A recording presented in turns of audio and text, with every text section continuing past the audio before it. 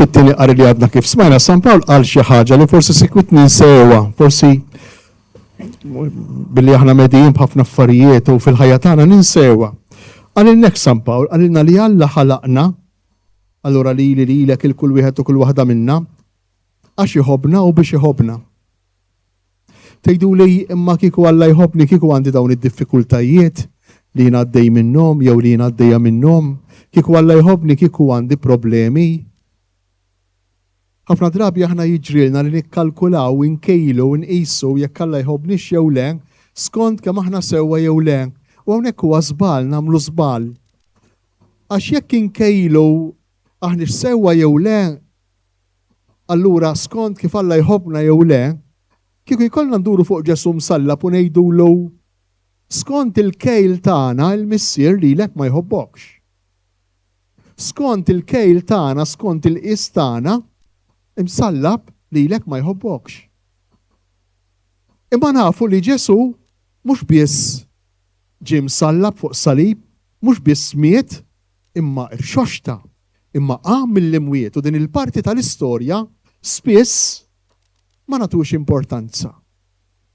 Bħalli kieku aħna l-ħajja tagħna tibda u tintemm hawnhekk fuq din l-art. U San Pawl fit-tieni qari ma qalilniex biss illi aħna maħluqin għax Alla jħobbna u biex Alla jħobbna, imma qalilna wkoll xi ħaġa importanti li anke dejn sikwit ninsewa u x'inhi dejn. Illi lilna għamilna fuq is-sura tax-xbija ta' ibnu. Ippredestinana ħasibna minn qabel biex aħna nkunu bħal ibnu Ġesu. U allura hekk bħal ibnu Ġesu saħansitra anki fil-mument ta' djufija tiegħu, fil-mument tal-fraġilità tiegħu. Ħanagħmel mistoqsija. Kif tkun taf jekk bniedem iħobbx tassew? Kif tkun taf jekk bniedem iħobbx tassew? Tafu kif? Ħares lejh, jew ħares lejja meta jew qiegħed f'relazzjoni ma' tfal iż-żgħar mal-babies, jew qiegħed f'relazzjoni mal-anzjani, qiegħed f'relazzjoni ma' persuni illi huma fraġli, li huma vulnerabbli.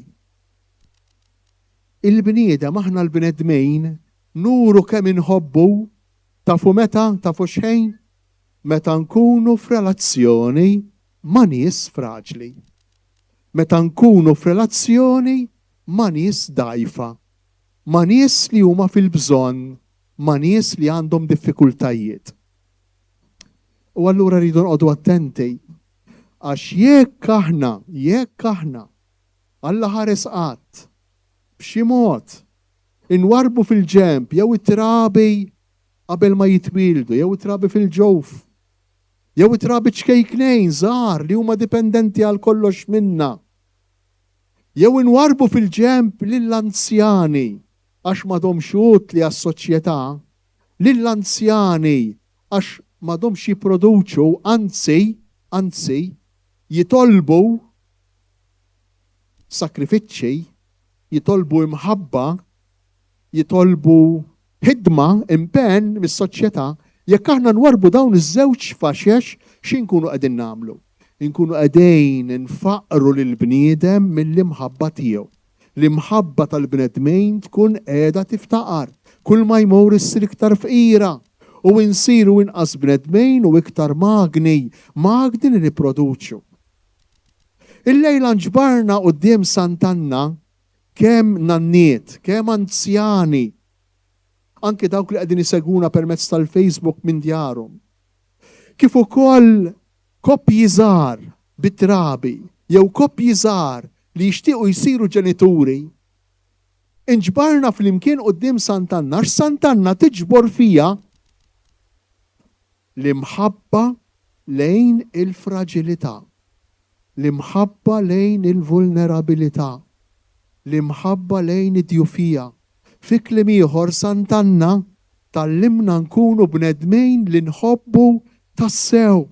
Sant'Anna tallimna illi l-bniedem jekk ma jħobbx lill-anzjan, illi ma jistax jitħarrek, li kollox jiddependi minn ħadd ieħor. Il-bniedem jekk ma jħobbx lill-tarbija, anki fil-ġuf tal-om, anki meta toħroġ il-barra mill-ġewf. Meta l-bniedem ma jħobbx it-tarbija u ma jħobbx lill-anzjan, Sant'Anna qed tgħidilna li l-bniedem isir inqas bniedem.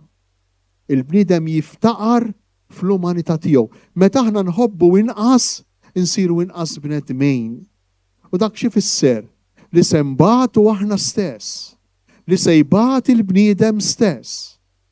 U Sant'Anna x'tagħmel allura permezz ta' din il-festa tagħha l-lum? Tħeġġiġna il-kol kemm aħna, tħeġġiġna l-kol kemm aħna biex nikbru fl-imħabba tagħna, l-imħabba tagħna lejn il-vulnerabilità, l-imħabba tagħna lejn il-fraġilità. Il-fraġilità mhux biss tal-anzjani u ta' trabi, kemm dawk li twildu, kemm dawk mistennija u kemm dawk li għadhom ma twildux, le, imma Sant'Anna tistedinna nħobbu l-fraġilità tagħna l-lum. Illum qed ngħixu f'soċjetà li m'għadix tissapporti l-fraġilità. Rridu naħbu d-difetti tagħna, rridu naħbu d-djufijiet tagħna, rridu naħbu l-vulnerabilità tagħna. Sant'Anna qed għalhekk qegħdin hawn ħafna, għalhekk tixbet in-nies Sant'Anna. Sant'Anna tixbet in-nies għax ma tibżax mill-vulnerabilità. Sant'Anna tixbet in-nies għax ma tibżax mit-tbatija, mid-djufija li jgħaddi minna kull bniedem. Kemm hu sabiħ il-Vanġelu, kemm hu sabiħ Ġesu. Għalih ħadd mhu żejjed, għal Ġesu ħadd muqjetaw u mhux utli. Għal Ġesu ħadd ma jgħix kemm tarbija fil-ġewf, kemm anzjan f'qiegħ ta' sodda, ħadd ma jgħix u m'għandux valur.